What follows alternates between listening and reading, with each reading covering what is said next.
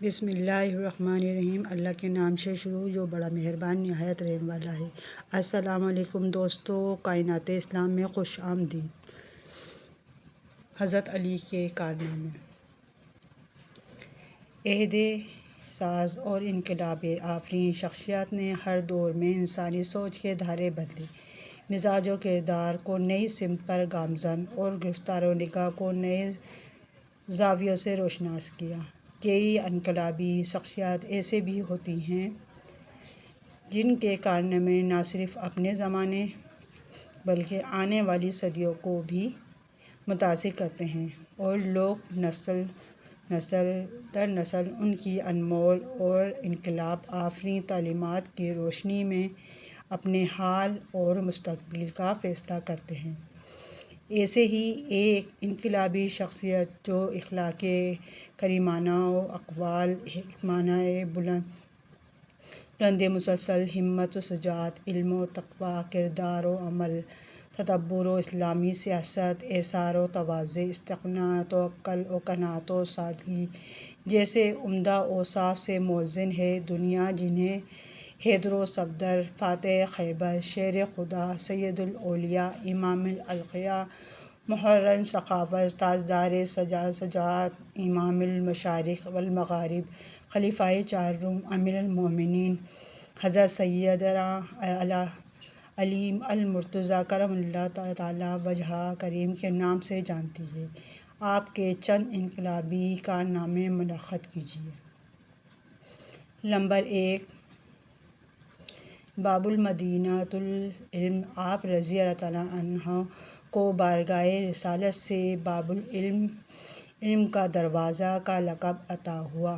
آپ خود فرماتے ہیں، مجھے حضور صلی اللہ تعالیٰ علیہ وآلہ وسلم نے علم کے 1000 باب عطا کیے، ہر باب سے آگے 1000 باب کھلتے ہیں۔ اگر ایک موقع پر یوں فرمایا، مجھ سے پوچھو، اللہ تعالیٰ کی قسم، قیامت تک ہونے والی جو بات تم مجھ سے پوچھو گے میں تمہیں ضرور بتاؤں گا۔ الحدیث 4737۔ آپ کی قرآن فہمی کا یہ عالم تھا۔ ایک بار فرمایا، اگر میں چاہوں تو سورہ فاتحہ کی تفسیر سے 70 اونٹ بھر دوں۔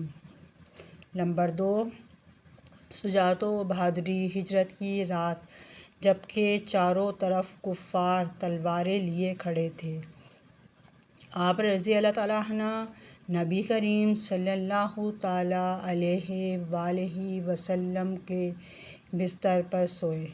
غزوہ تبوک کے علاوہ ہر غزوہ میں شرکت فرمائی اور خیبر کے قلعے کو فتح کر کے فاتح خیبر کے نام سے شہرت پائی۔ نمبر 3، روشن فیصلے۔ جب سینہ دست نبوی سے فیض یاب ہو اور فیصلے کو تصدیقات نبوی حاصل ہوں تو ایسے فیصلے زمانے میں انقلاب برپا کر دیتے ہیں۔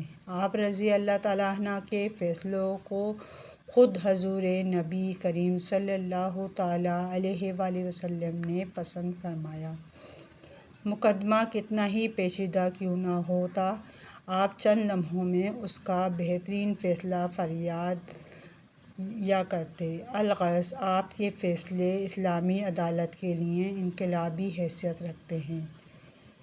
چوتھا کارنامہ حضرت علی کا ہے، صاحب الراہ، درست راہ والے۔ آپ رضی اللہ تعالیٰ عنہ ایسی درست راہ کے حامل تھے کہ نبی اکرم صلی اللہ تعالیٰ علیہ وآلہ وسلم نے آپ سے مشورہ فرمایا۔ حدیث بخاری۔ خلیفہ اول حضرت سیدنا صدیق اکبر رضی اللہ تعالیٰ عنہ اور خلیفہ دوم حضرت سیدنا فاروق اعظم رضی اللہ تعالیٰ عنہ جیسے دور اندیش اور تجربہ کار اپنے دور خلافت میں آپ رضی اللہ تعالیٰ عنہ سے مشورہ فرماتے۔ عربی زبان کے قواعد۔ آپ رضی اللہ تعالیٰ عنہ نے جب لوگوں کو عربی بول چال میں غلطیاں کرتے پایا تو اصلاح کے لیے بنیادی قواعد و ضوابط مرتب کیے اور حضرت ابوالاسود ولی کو کلمے کی تینوں قسموں میں اسم فعل حروف کی تعریفیں لکھ کر دیں اور اس میں اضافہ کرنے کا فرمایا، پھر ان کے اضافہ جات کی اصلاح بھی فرمائی۔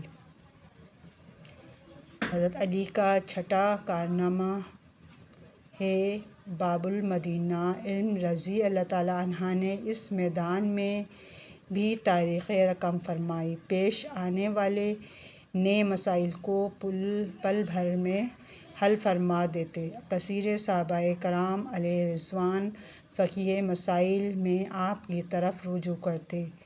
کئی بار ایسا بھی ہوا کہ حضرت عمر فاروق اعظم و حضرت عائشہ رضی اللہ تعالیٰ عنہا سے لوگوں نے مسئلے پوچھے تو فرمایا حضرت علی رضی اللہ تعالیٰ عنہ سے جا کر پوچھو۔